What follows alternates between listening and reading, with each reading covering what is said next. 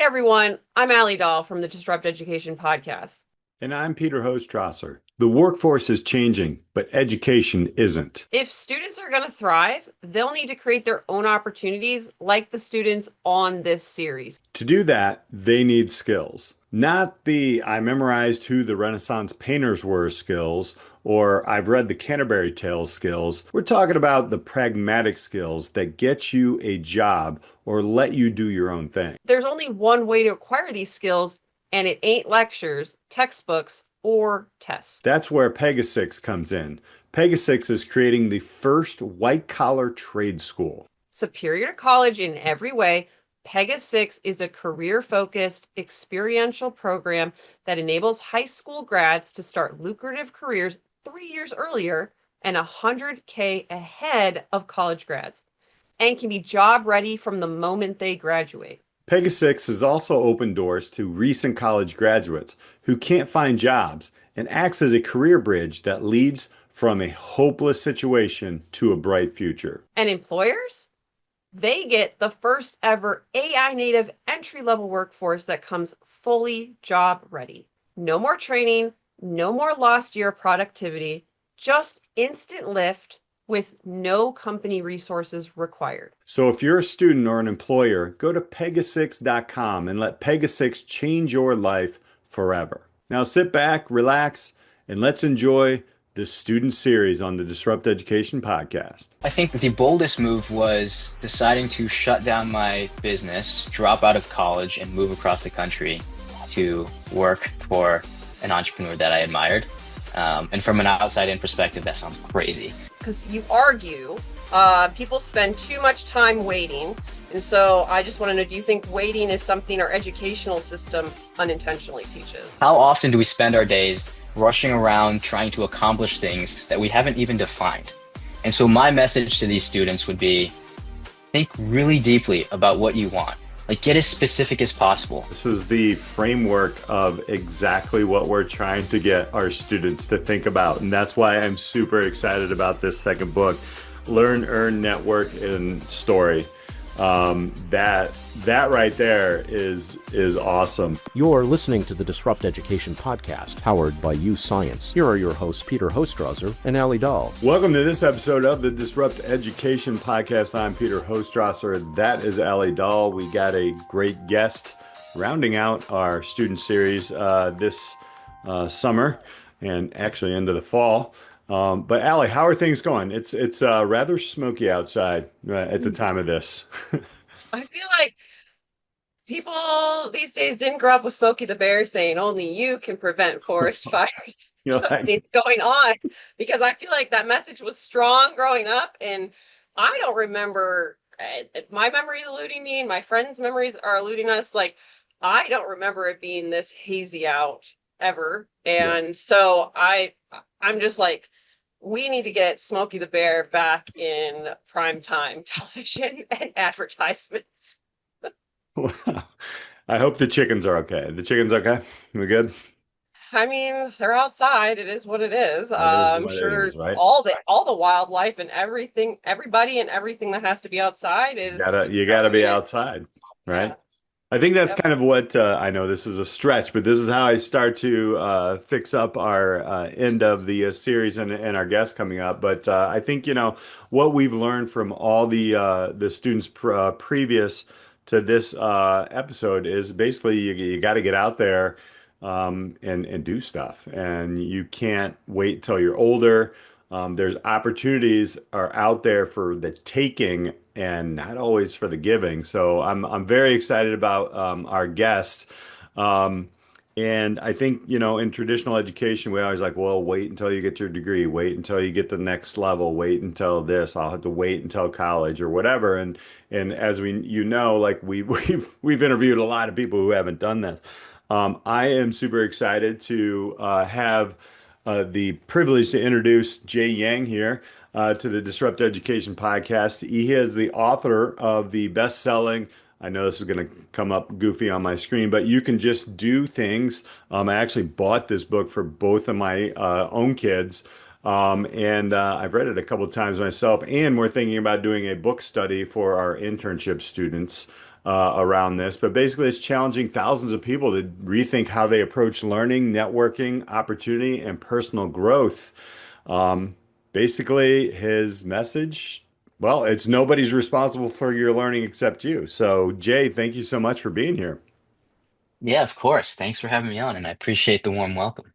Awesome. So, let's start with look, nobody wakes up and says, "Hey, I can build an extraordinary life," but something has to change. So, before the book, before the online audience, who was Jay Yang? Kind of go take us back through a little bit of your educational history and how you got to the mindset of, "Hey, let's go. Let's do some things."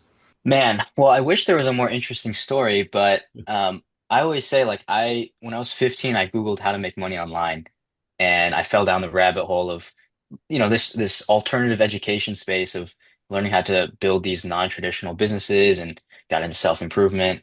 I don't remember why I Googled that, but I do know since that day I've been obsessed with finding ways to accelerate my career and compress timelines. Yeah, it's just those sometimes a happenstance happens, right, Ellie? It's just like I'm gonna just go check it out, and bam, there it was. It grabbed you. Yeah, okay. I hear that and I'm like, okay, there's got to be something it doesn't have to be school, but besides just I got obsessed and now what that's got to be like 5-ish years ago, like something happened along the way that accelerated it even more. I mean, you don't just like go like Googling how to make money and then write a book. There's got to be a couple other steps. So what else kind of happened in that time frame from getting obsessed with making money and to where you are now? Yeah, so after I Googled how to make money online, I tried a bunch of things. And so for a full year, I like to call this my portfolio of failures because I tried everything. I tried a music promotion YouTube channel. I tried Instagram theme pages. I tried a newsletter. I tried selling mini digital products. I tried a clothing brand. I thought I was going to be the next Gymshark. And all of those didn't pan out the way I wanted them to. But I think through that process, each one of them taught me a valuable lesson. But I do remember like one day, and it was after all these failures, and I was kind of depressed, kind of dejected, like, maybe I'm not good enough. And my mom came over to me and she said, like, hey Jay, it seems like you're working really hard, but you're not really getting the outcome that you want. Have you tried working for an entrepreneur? Like you might learn something. And I just remember feeling like I got punched in the gut. Like, what do you mean? I'm gonna work for someone else? Like, I'm an entrepreneur. Like, I don't need this. But then she said something that I remember to this day. She said, the taller the building, the deeper the foundation. Hmm. And what I realized was in my process of trying to start all these businesses, I was actually a master of nothing. I hadn't learned any tangible skills. And so that then kickstarted my journey of trying to find my favorite company and my favorite entrepreneur, get as close to them as possible, and learn from them. And so at the age of 16, I sent a cold email to Tyler Denk, who was the CEO of Beehive, which is like a newsletter tech startup. Um, and I pitched myself to him. I said, hey, I want to work with you. Like, I'll be your intern. I'll do it for free.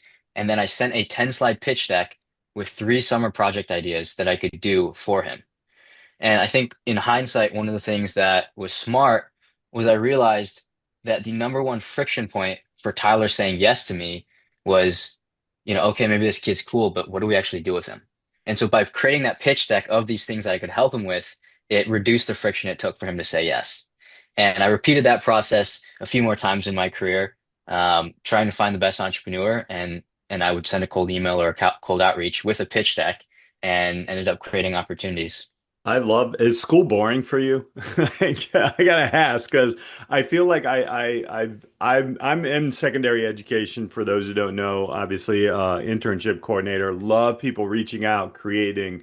Um, but I mean, you're 15, 16 years old, 17 years old as you start to reach out, and then you get this, yes, I want you to come, be my intern from a pretty substantial entrepreneur.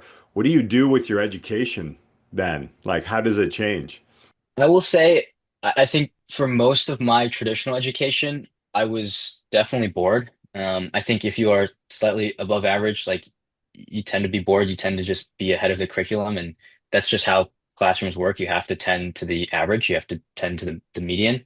Um, And so what I would do is after I started doing these internships and starting these online businesses, instead of viewing school as like dead time, like, oh, it's a waste of time, I viewed it as a live time. Like, how can I make the best use of this time? And so I would listen to business podcasts while I was in class. I would do some work. And so one of the people that I ended up working with, Alex Hermosi, I used to listen to his podcast with one AirPod in and my head tilted ever so slightly. And I sit in the back so my teacher couldn't see me. But I just tried to like, I have 6 to 8 hours in school that I have to be there. And so I'm going to try and make the most of it. And so that's where I kind of resorted to listening to YouTube videos and podcasts. That's what Mm. those kids are doing, Allie, with the one. They're there. I mean, some of them are probably just listening to music, but it's good to know that some students may be using that time to maximize it. And okay, like the title of your book is a bit provocative. Like, I mean, if you're just telling someone like you can just do things, you know the trend that's going around right now. It's like say this phrase and like sarcastically, say this phrase angrily, say this phrase like you could say you can just do things, and you could say it like empowering. You could say it sarcastically. So when you say it, how do you say it? And like give us a rundown of like what led to the title and just kind of the premise of the book. Honestly, I say that to myself a lot. And so last year was my first time living alone. I moved from Illinois to Las Vegas to work for Alex Hermosi. And it was the first time living alone, first time living in Vegas. And so there was a lot of things that I was experiencing for the first time. First time cooking for myself, first time driving to work myself. I popped a tire in my car and I was like, I got to learn how to fix this. And so I would repeat that mantra to myself because I realized like no one was there to save me. And so if no one was there to save me, I had to save myself. And so I would repeat that phrase to myself of you can just do things. Like you are more capable than you think. And so that's how I say it, to myself. The idea of the book was born out of a conversation that I had with a friend. Um, he had applied to a ton of internships in college and he didn't hear back from any of them. He applied the normal way of going to a job website, submitting your resume, etc. And I was like, man, there's got to be a better way. Like the system does not seem to be super efficient for people who are just following the rules. And then I was like, well, I kind of I kind of did an approach that worked. I'm 3 for 3 with some of the pitch decks and approaches that I used. And so that was kind of the genesis and the idea of the book of how can I instill this idea that you don't need permission to create your own opportunities. In fact, you can actually go out and make them yourself. It's something so simple, yet so many people miss, especially at a young age. What's so humbling for me is like I wish I had every one of my students like you. Like, not the exact same skills and et cetera, but like just with that fear of, hey, you know what? Go try it. Put yourself in situations. Allie and I always talk about a lot of our quote unquote super successful people have taken risks and put themselves in situations where you've got to perform, you've got to do some different things. And then, as you're writing the book, I mean, there's a lot of different things like where you picked up on how to even talk to other people. I'm going to take a quote out of the book that says, learn to sell, understand the other person's perspective. What do they value? What problems are they trying to solve? Like to hear somebody your age come up with that. I mean, that's some like guru stuff, man. Like, and there's this whole concept of learning is theft, right? And you know what? Just study other people. And that's really one of the most fascinating ideas in the book. Can you kind of unpack that? Why learning is theft? What did you mean by that? To me, there's two approaches about how you go out in the world. I think the first approach is you don't learn from other people who have come before you and you kind of stumble your way through things. You kind of put one foot in front of the other and you kind of figure it out yourself. And I don't think that's necessarily a wrong approach. But I think, in my opinion, I would much rather learn from the mistakes of other people so that when I experience something, maybe the experience is slightly different, but it's a distant cousin. The flavor of the problem is similar. And so I don't have to go in, with a blindfold on. And so learning is theft to me talks about this principle of reverse engineering the greats. In pretty much every problem that we've ever faced has been solved by someone who came before us. And so if we can learn from them and learn from their mistakes, it allows us to shortcut a lot of things. And so that's what I've tried to do in my career of like how can I experience this thing before I experience it so that when I do experience it, it's a little bit easier. Also in the book, and I have so many like notes, and this is actually my daughter's one because she has all the notes in it.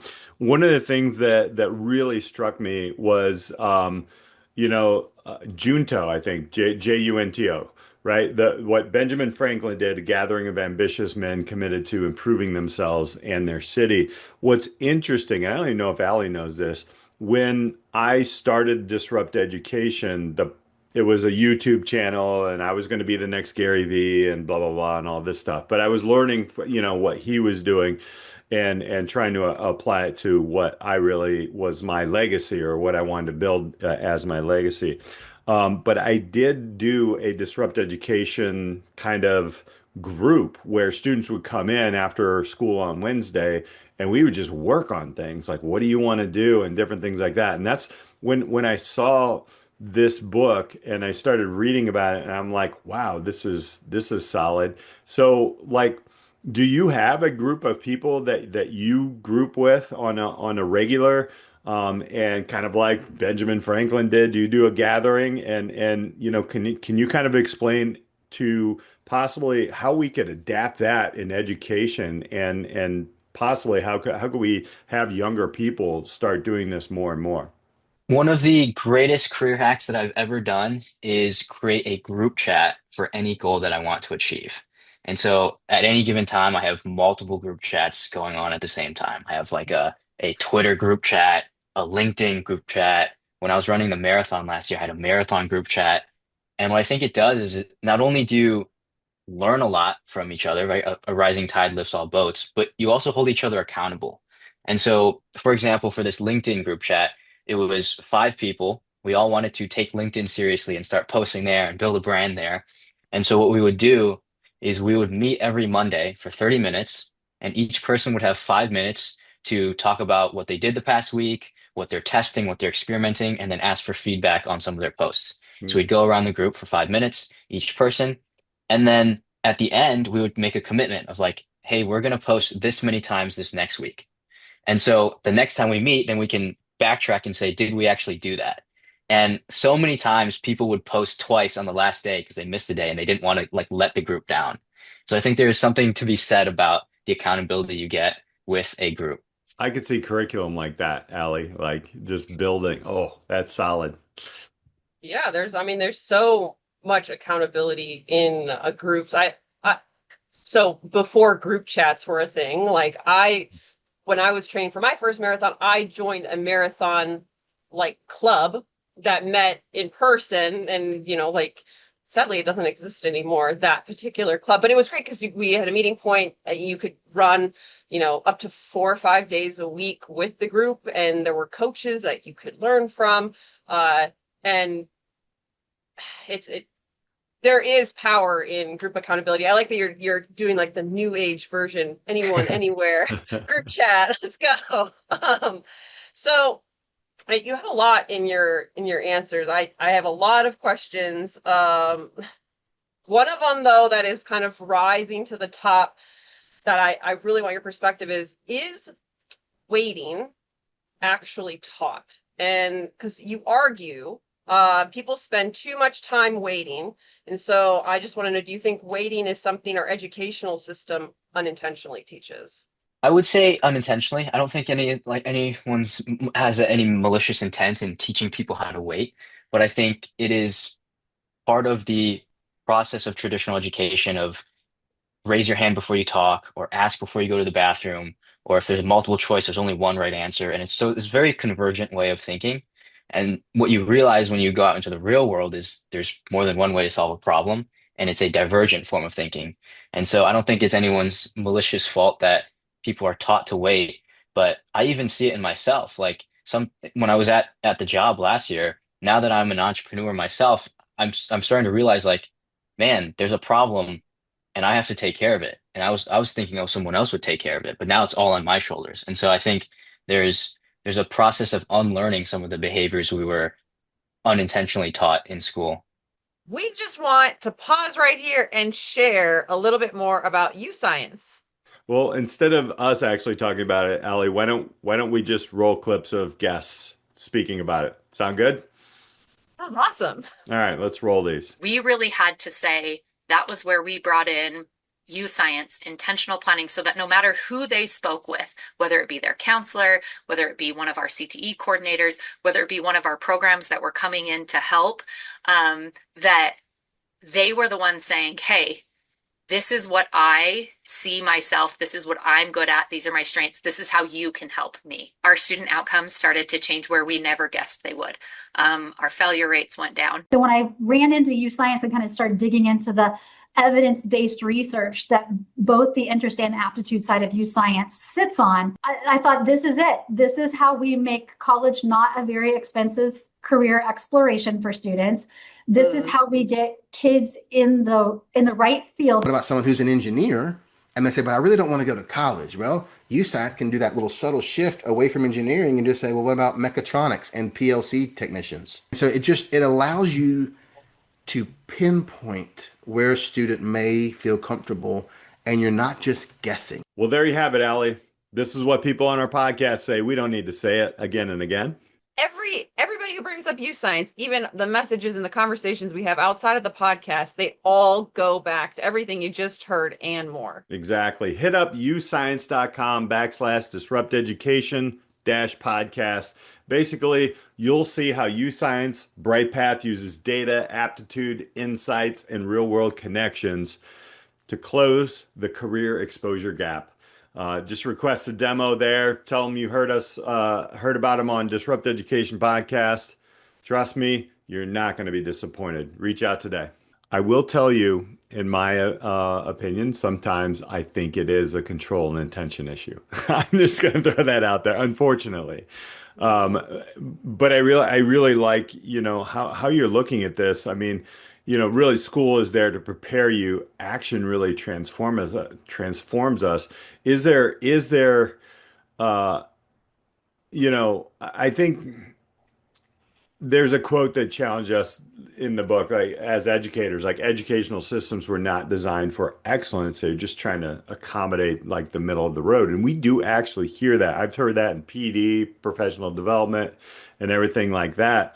In your opinion, like what does education get right? And then outside of, having students to wait, what could we improve upon in your opinion? It's so easy to kind of disparage upon the education system and point out all the things that are wrong and not really have any solutions.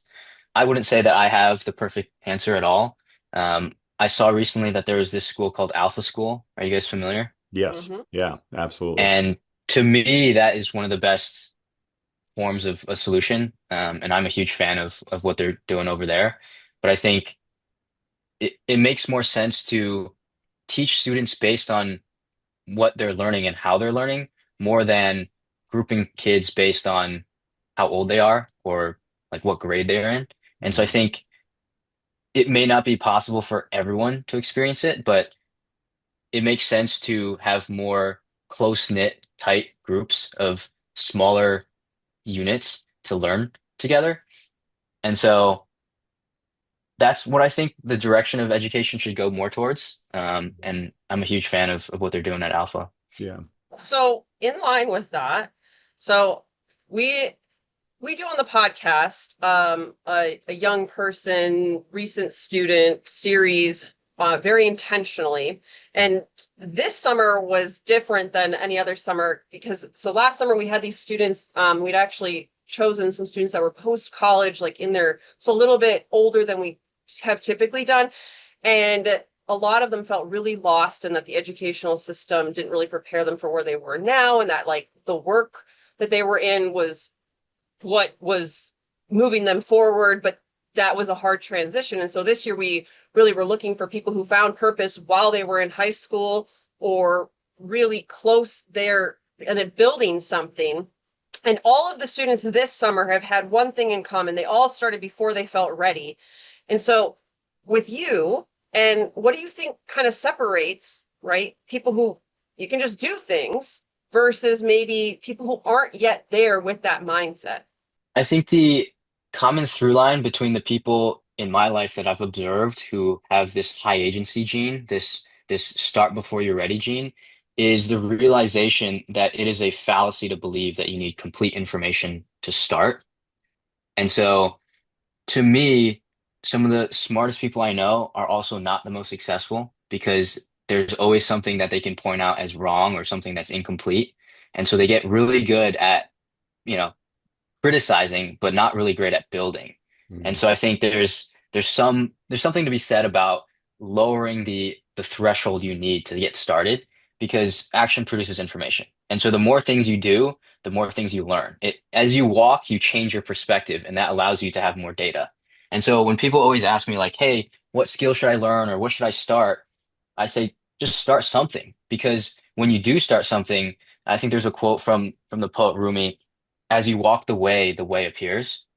And so if you're debating between picking a skill like copywriting or video editing or graphic design or something completely different, like pick one thing, go all in for 30 days, try learn from every tutorial, watch every YouTube video, take a course, practice the skill, try and sign a client, and then at the end of the 30 days, ask yourself, did I enjoy that?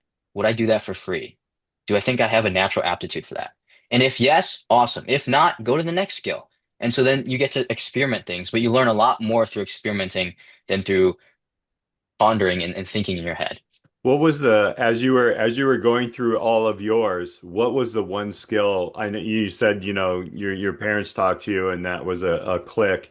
But what was the one skill? It obviously wasn't making money. Because then you would have gone deep right away. Um, what what is it? What was the skill that was like, yo, this is the one that caught my eye? The skill for me was copywriting, which is marketing through the written word. I Mhm. tried a lot of things before that. I tried visual design, I tried video editing, I tried starting YouTube channels. I tried starting a motivational Instagram theme page and being like a fitness influencer. But to me, copywriting always came natural to me because whenever I'd have conversations with friends, they would say like a long-winded framework or a story, and then I would just naturally just summarize it in a sentence, like just, oh, the path to quality beats, the path to quality is paved with quantity. I just say something like that. And Hmm. so my mind was always thinking in terms of sentences and frameworks rather than like anything else. And so that ability of concision, the ability to compress and express things simply, came more naturally to me than other things. And so I was like, okay, that's a good sign to double down on it.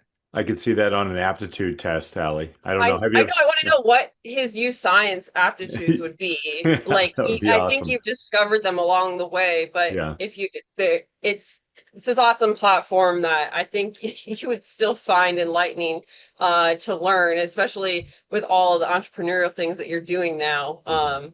And yeah. Okay, I do have a maybe a hot take question.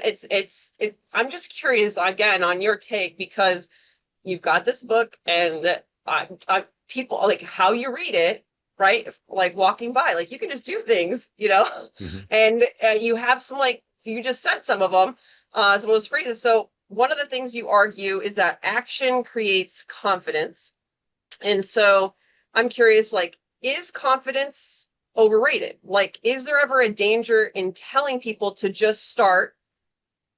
Is there a place where people maybe should slow down or maybe move faster? It's a nuanced question, but I'll speak on my experience with confidence. I've always struggled with the idea of like you should just be confident before you do things. If you just shout affirmations in the mirror or you write things down like I am loved, I am awesome, I'm worthy, that you will just magically become confident. That has never worked for me. So for me, the only thing that's worked on increasing my confidence has been increasing my level of competence. The better I got at my craft, the better I got in my skill, the more results I've generated in the real world, the more confidence that I've gained. And so I think people will have different opinions on what confidence is or how to define that or whether you should have it before you start or start and then have it. But I think a general good rule of thumb is if you want more confidence, increase your competence. I used to I think it's the second podcast, Ellie, or maybe the third. I did a speech and I wrote it years ago. It was called Haters, Waiters, and Doers, right? And you cut that down into two types of people, those who wait and those who don't. It's either try or don't. There is no maybe. I don't know. It's the Yoda stuff. I can get on all that, right? Why do you think people, especially young people, wait? Why do you think that? I'll speak on my experience. Mhm. Whenever I have found myself to procrastinate or to wait, it was never a lack of motivation. Like I wanted to do the thing. It was often a lack of clarity. I just didn't know what it was or what to do. And so the two things that have helped me the most has been number one, defining my North Star. What am I actually trying to achieve? And I think the second thing is breaking that down into chunks, Parkinson's law, right? Hmm. If I told you to write a book, like you have no idea where to start. But if I said, hey, you can write 300 words today and then write 300 words tomorrow and then write 300 words the next day, it's a lot easier. It's a lot easier to start.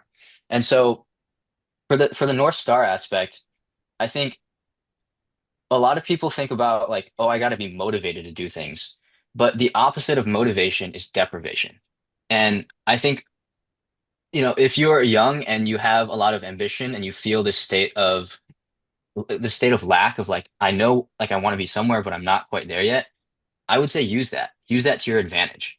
And so, deprivation isn't necessarily the greatest like fuel for sustaining things, but it's a great fuel to ignite things and to start.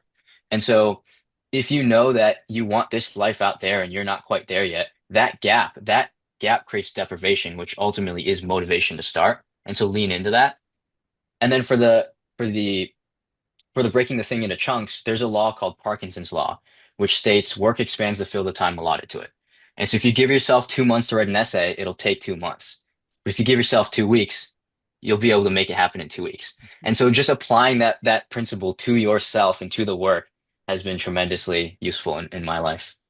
I have seen that in projects, Allie. You know this, right? Oh, we'll give you 2 weeks and it's due on Friday and the students will do it at 10 p.m. on Thursday, right? Yep. And then they get it done. I love that. With that, so I love Parkinson's law. So we haven't heard that one on the podcast. I don't No. think but I'm familiar with it. So to you, people will talk about the benefits of doing things, but what is the cost of waiting? The cost of waiting is hard to quantify because it requires time to really see the cost. But I think the cost of inaction is regret. And I think ambition without action often leads to anxiety and then in the future regret. And so it's hard to say like, oh, you know what? If you don't do this, you're going to regret it now. But I would say one of the one of the one of the North Star lenses or frames that I apply to almost everything that I do, especially when I'm going through hard things, is what story do I want to tell at the end of this? Do I want to say that things were hard and then I quit, that I give up, or that things were hard and I kept going? Is that the story that I want to tell my children? Is that the story that I want to tell my grandchildren? And that has been tremendously helpful whenever I'm trying to make a decision. It's at the end of this book, and we'll get into the next book because I'm very excited about that too. Um, you have a permissionless reflection of these, and I actually have them like right here. I was like totally writing them out, and it these are hard questions for people who are playing the traditional education game to answer. So, am I paying attention like to XYZ? Who's always solved the problems I'm facing and what can I learn from them? Right? Though you don't get those questions asked usually in a traditional education system. When did you start asking yourself these questions? I love the clarity because there's a lot like these provide real clarity. These are what they call the depth of knowledge level 4 questions, right? Like there's no checkbox answer, there's no multiple choice. When did you start like asking yourself these questions? Because this whole permissionless reflection is exactly what I'm going to challenge our listeners to grab this book and take a look at those because you can adapt that to any curriculum. But I just wondering, like, hey, man, how did you get to these very deep? There, I think 20 questions that will give you a ton of clarity. I will have to preface this by saying I'm definitely naturally more of a introspective person, if you can't tell. Yeah, My mom likes absolutely. to say I'm an old soul in a young man's body. I was gonna Um, say yes. this kind of touches on like my overall life philosophy, and it's in my second book. Um, but I truly believe you can get a lot of what you want out of life if you consistently ask yourself two questions. Number one, what do you want? And number two, what inputs increase the likelihood you get the output that you want? And it's a very behavioralist or statistical lens on how to view the world.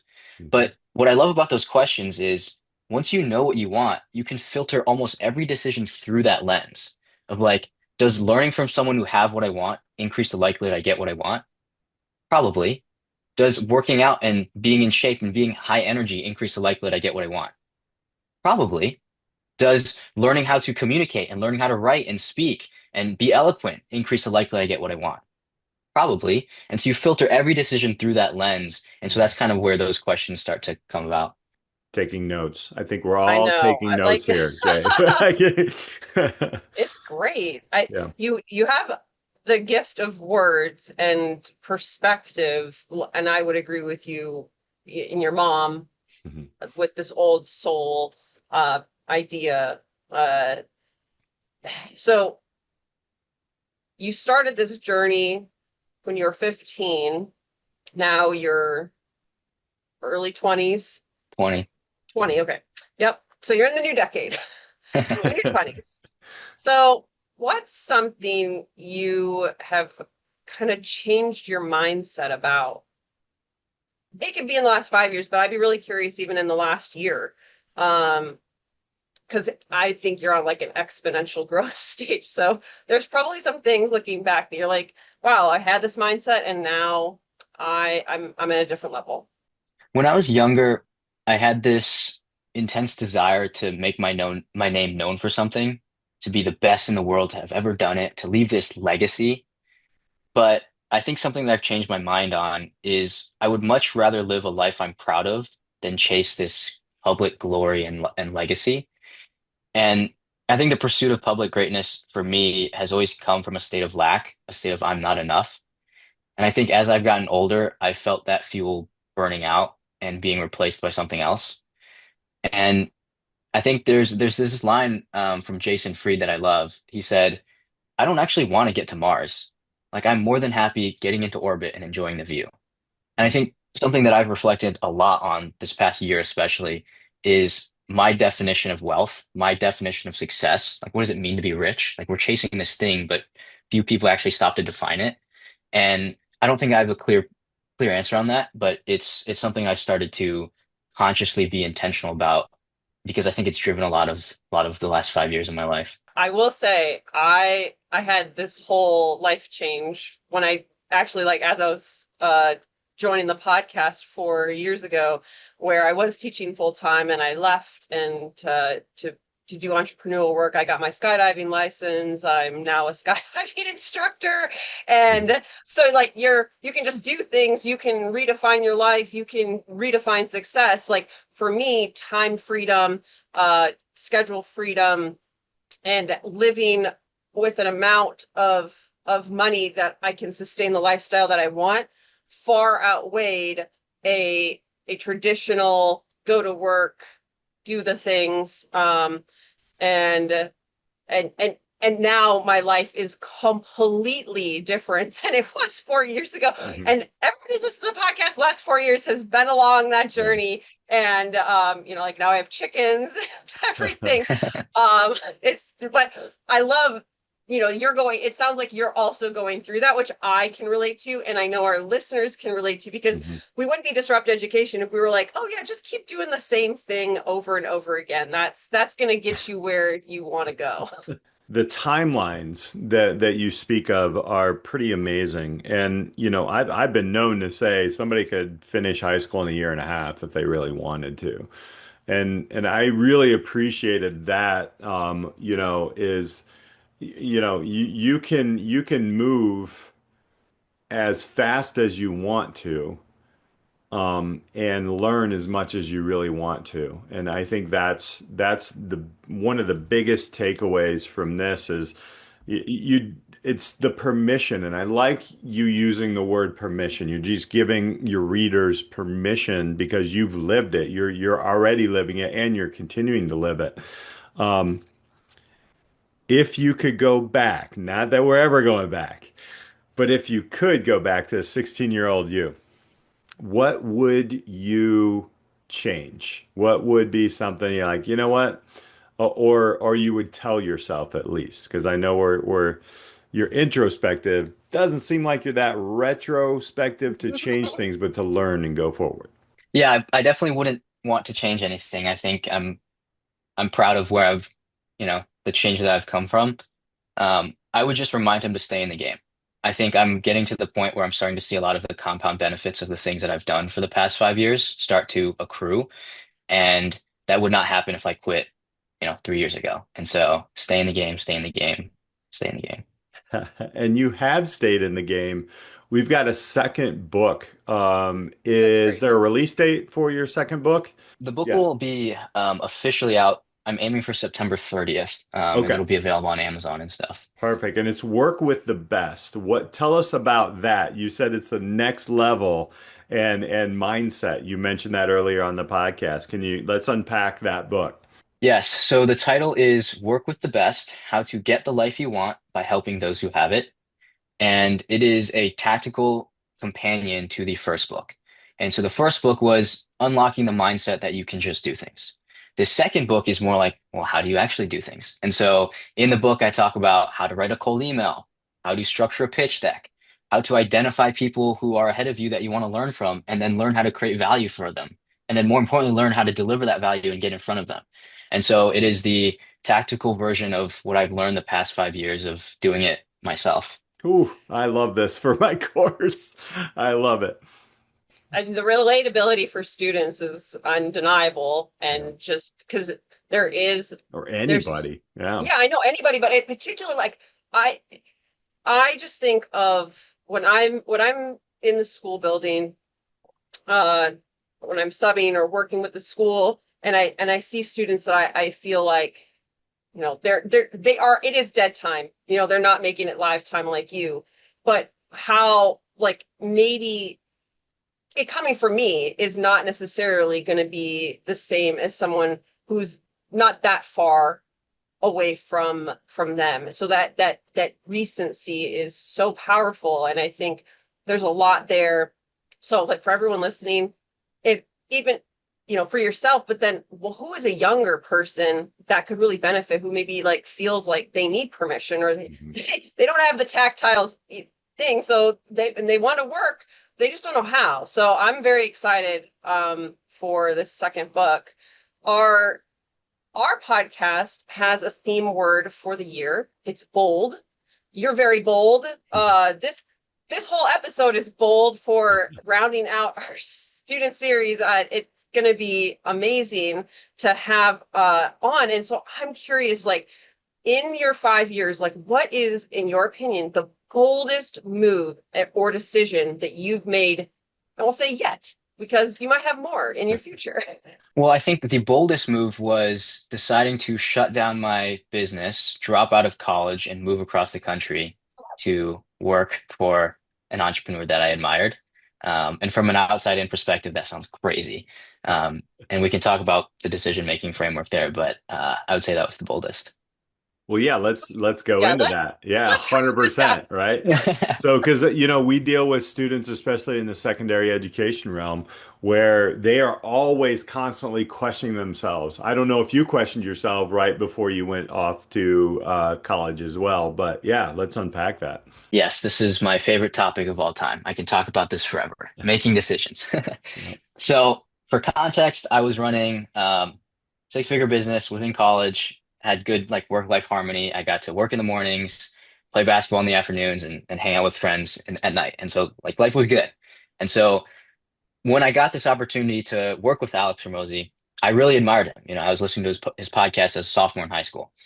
And so I felt two really strong emotions. Number one was FOMO. I didn't want to leave all of my friends. And number two is I didn't want to disappoint Alex. I didn't want to make him like, disappointed me. Mhm. And so I said, screw emotion. Let's just think about this logically. And so I came up with this framework, which is in my second book, that I call the four pillar framework. And so I asked myself, what are the four things that mattered to me most in my career? And I boiled them down to four things. Number one was learning. How much will I learn in this opportunity? Number two was earning. How much will I make in this opportunity? But more importantly, how much will this increase my capacity to make in the future? Number three was network. Who am I going to learn by meeting coworkers?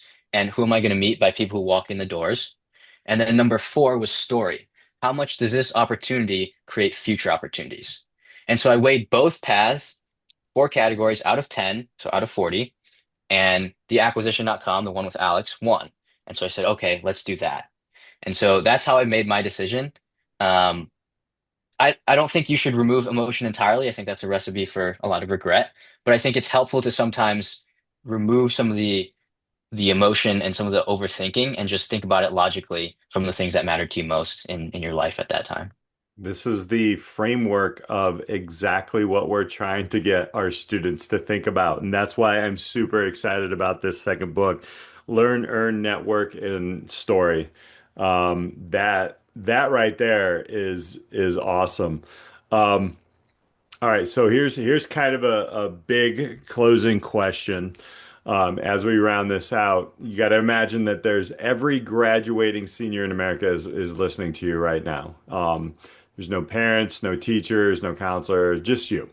And you have 1 minute, not to tell them, obviously, what career they need to choose, all this stuff, but how to approach building a meaningful life. You got 60 seconds. You didn't know I was going to test you, but I did. So, what would you say? I would start with a story from one of my favorite movies, Alice in Wonderland. And there's a scene that lives in my head rent free. And Alice is walking down this path, and the path splits into two different roads. And so she doesn't know which path to take. And so she looks up at the Cheshire Cat and says, Mr. Cheshire Cat, which path should I go down? And the Cheshire Cat responds, well, where do you want to go? And Alice says, I don't know. And the Cheshire Cat says, then it doesn't matter. If you don't know where you want to go, then any path will take you there. And my gosh, does that live rent free in my head? Yeah. How often do we spend our days rushing around trying to accomplish things that we haven't even defined? And so my message to these students would be think really deeply about what you want. Like get as specific as possible. Where do you want to work? Do you want to work on your laptop? Do you want to work outside? Do you want to work with your hands? Do you want coworkers? Where do you want to live? Do you want to live in a house, in an apartment, by the beach, in the mountains? Do you want a car? Do you want multiple cars? Like who's in your life? Do you want a spouse? Do you want friends? How are you showing up for them? How are they showing up for you? Get as specific as possible about what your North Star is so that you can actually work your way towards there. Because it's really hard to get what you want if you don't know what it is. So I have been in the stage of life where I feel like, the waves were just like crashing upon me. I was not like, I wasn't pushing against them versus like you're on a surfboard and you're riding the waves because of the waves that you want to ride. Like just a completely different shift in mindset and lifestyle and I love that I love that you are telling people to be as specific as possible and define what you want because that is a game changer. And coming from I hate being like, oh, your age is people can say one thing or another about a 20-year-old, but I just think that some people just figure it out faster than others, but it shouldn't matter what age you're at. Like this is wisdom you can use at any stage in your life. And thank you for sharing all of that and everything on the podcast this week. Yeah, absolutely. Did we miss anything? What is there anything that you wanted to share that hey, you have educators out here, you have teachers, you have students, you have parents, you have administrators. Anything that we missed asking that you're like, yo, I really wanted to say this. I think we covered it. But I am definitely a big fan of the education, people who try to educate kids. That's something that I want to do more in the later half of my career is give back and be more of a teacher. And if there's a teacher or students out there who want my book, like reach out. Like I'm more than happy to figure out a way to get books to them. These books are kind of my life's work, and so this new one is what I like to call my cookbook for creating opportunities. And so that is my offer to the audience. Absolutely. I absolutely love that. And, you know, Allie, throughout the summer series, we've learned and heard incredible stories about entrepreneurship, relationships, creativity, authors, solving real problems. And Jay, really what you reminded us is that every one of those journeys began with the same decision to stop waiting and start acting on something. And we really appreciate that. How can people find you? What's the best way to connect with you? You're everywhere. I mean, if you Google Jay Yang, but where is a great place for people to connect with you and check out the book and everything that you do? Yeah, I'm available on pretty much every social media platform, but I think my newsletter is the best place to follow along. It's kind of where I share my most real-time ideas and learnings. And that's janginspires.beehive.com. And then the books will be available on Amazon. Awesome. Well, thank you again so much for sharing your stories, your knowledge, and your old soul, my friend. It's been great. You know, that's going to round out our student series, and we wanted to bring on Jay because of You Can Just Do Things, and the book will be coming out officially on September 30th. That's what we're shooting for. Work with the best. I love that you have the Illini colors there a little bit, just a little throwback Yeah. from us in Illinois. Again, thank you all for listening. Don't forget to head over to disrupteducationpodcast.com, hit that subscribe button, hit that bell, hit that reminder, whichever platform you're on, reach out to us. Guess what? We'll see you next week on the Disrupt Education Podcast. Thanks for tuning in to the Disrupt Education Podcast. If this episode sparked an idea, challenged your thinking, or helped you see education differently, well, that's exactly why we're here. We're highlighting real stories and bold ideas shaping the future of learning. A quick thank you to our sponsor, UScience BrightPath, the next generation platform helping students make personalized decisions as they move from education to career. If you're serious about connecting students to real opportunity, head to uscience.com/disrupteducation-podcast. Request a demo and let them know you heard about UScience right here on the Disrupt Education Podcast. For more episodes and clips and ways to connect, you can always visit disrupteducationpodcast.com. I'm Peter Hostrawser. Keep disrupting. We'll see you next time on the podcast.